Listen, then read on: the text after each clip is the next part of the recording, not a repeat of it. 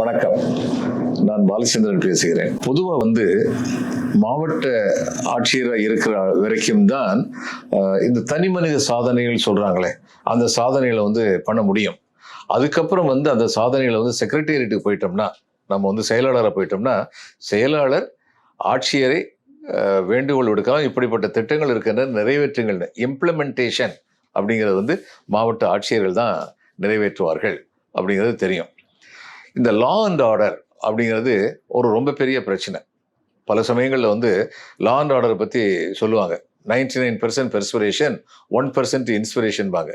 அந்த 1% இன்ஸ்பிரேஷன் அதை அதிர்ஷ்டம்னு வேணாலும் வச்சுக்கலாம்.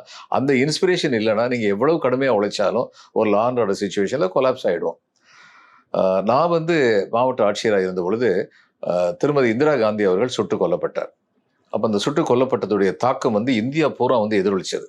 அதில் என்னாச்சுன்னா, மிக மிக தவறாக எங்கெல்லாம் சீக்கியர்கள் இருக்கலாம் அங்கெல்லாம் அந்த சீக்கியர்களை போய் தாக்குறது அப்படிங்கிற ஒரு தப்பான ஒரு நடைமுறை பல இடங்களில் வந்தது. நான் இருந்த இடத்துல நார்த் 24 பர்கனாஸில் ஒரு இடத்துல சீக்கியர்கள் ரொம்ப அதிகமாக இருந்தாங்க. அப்போ நான் எனக்கு வயர்லெஸில் நியூஸ் வந்தது, அந்த இடத்துல பெரிய கூட்டம் ஒன்று கூடியிருக்கு அப்படின்னு சொல்லி நியூஸ் வந்தது. உடனடியாக நான் அந்த இடத்துக்கு போனது என்னுடைய அடிஷனல் எஸ்பி ஸ்வயன் முகர்ஜின்னு ரொம்ப திறமையான ஒரு அதிகாரி, காவல்துறை அதிகாரி. அவர் ஏற்கனவே அங்கே இருந்தார். நானும் போய் சேர்ந்தோம். நான் பப்ளிக் அட்ரஸை கொடுங்க. அங்கே ஏறக்குறைய ஒரு 2000 பேர் இருக்காங்க. இங்கே இருந்தது 6 காவலர்கள் இருந்தாங்க. அப்போ அந்த 2000 பேர் இருந்ததும் நான் பப்ளிக் அட்ரஸ் சிஸ்டத்தை வாங்கி, மைக்கை வாங்கி நான் காவலர்களை பார்த்து சொன்னேன், எல்லோருமே இந்த நாட்டு குடிமக்கள். யாரோ சில பேர் செய்த தவறுக்காக நம்மிடையே பல தலைமுறைகளாக வாழ்ந்து கொண்டிருக்கும் சீக்கியர்கள் மேல் யார் தாக்குதல் தொடர்ந்தாலும் அது மிக கடுமையாக பார்க்கப்படும். அரசு எந்தவித இரக்கமும் காட்டாது. அதனால யாராவது இந்த ரோட்டை கிராஸ் பண்ணி சீக்கியர்களுடைய குடியிருப்புகளுக்கு போகணும்னு நினைச்சாங்கன்னா சுட்டு தள்ளுங்கள், கொஞ்சம் கூட இரக்கம் காண்பிக்க வேண்டாம் அப்படின்னு சொல்லிட்டு பப்ளிக் அட்ரஸஸ் ஆஃப் பண்ணிட்டு அந்த மக்கள்லாம் அந்த பக்கம் இருக்காங்க. வயலண்ட் மாப்னு சொல்லுவோமே, அவங்களாம் அந்த பக்கம் இருக்காங்க. போலீஸ் கொஞ்சம் தள்ளி இருக்காங்க. அவங்க தயங்கிட்டு நின்றுட்டு இருக்காங்க, போலீஸை மீறி வந்துடலாமான்னு. எல்லார் மனசுலையும் கோபம் கொப்பளிச்சுக்கிட்டு இருக்கு. சரி, நியாயமான கோபத்தை அநியாயமான முறையில் தீர்க்க பார்த்தார்கள். மிஸ்ஸஸ் காந்தி இறந்தது, அதை பற்றின கோபம் எல்லாருக்குமே இருக்கும். ஆனால் அதுக்கு தீர்வு இது கிடையாது. அப்போ நான் காவல்துறை அந்த 6 பேர் இருந்தாங்க. ஒரு ஹெட் கான்ஸ்டபிள் இருந்தார், ஒரு சப் இன்ஸ்பெக்டர் இருந்தார். நான் சொன்னது கேட்டதா அப்படின்னு. உடனே அவர் ரொம்ப உற்சாகமாக கேட்டதை வரட்டும், குருவியை சொல்கிற மாதிரி சொல்லி, என்னையா இது அநியாயம், பண்ணலாமா அப்படின்னாரு. நான் சொன்னேன், தம்பி நீங்கள் 6 பேர் இருக்கீங்க, நீங்கள் எத்தனை பேரை சுடுவீங்க? அதை மீறி அவங்க வந்துட்டாங்கன்னா என்ன பண்ண முடியும்? அதனால நான் ஒரு த்ரெட்டு கொடுத்துருக்கேன். அந்த மிரட்டலோடையே தான் இப்போ இருக்கணும். வேலை சொல்லியிருக்கோம், நம்ம இன்னும் ஃபோர்ஸ் வரணும்னு சொல்லியிருக்கோம். ஸ்டேட் ஆர்ம்டு போலீஸ் லாட்பாகனுங்கிற இடத்துல பக்கத்தில் ஒரு 10-12 கிலோமீட்டருக்குள்ள லாட்பாகனுங்கிற இடத்துல 5 ஸ்டேட் ஆர்ம்டு போலீஸுடைய பெட்டாலியன்ஸ் இருந்தாங்க.